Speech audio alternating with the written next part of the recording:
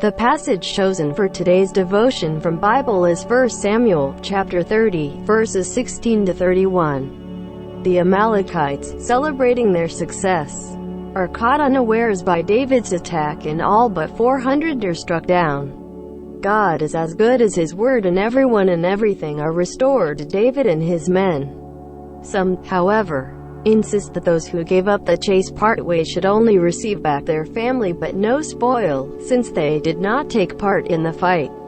David, however, chooses to be generous, and his decision becomes royal law, so those left with the baggage in later wars share the booty with the fighters. Already here, David is acting as king. Further, he sends some of the spoil to cities in Judah, presumably from the stock that was designated as his portion. Thus, he is generous from his own supply, not someone else's. Admittedly, his act is a shrewd move as he builds up his backing in Judah.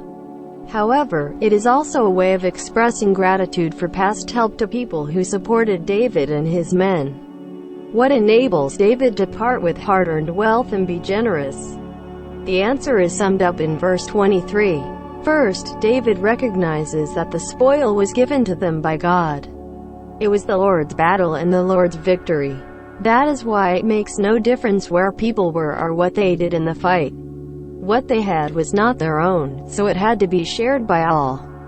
Second, David recognizes God's amazing generosity in the way he delivered the troops, preserved precious families, and restored them in their possessions to them. Such generosity calls for a generous response in return. Be merciful as your Father is merciful. Give and it will be given to you. Teach us, Lord, to be generous.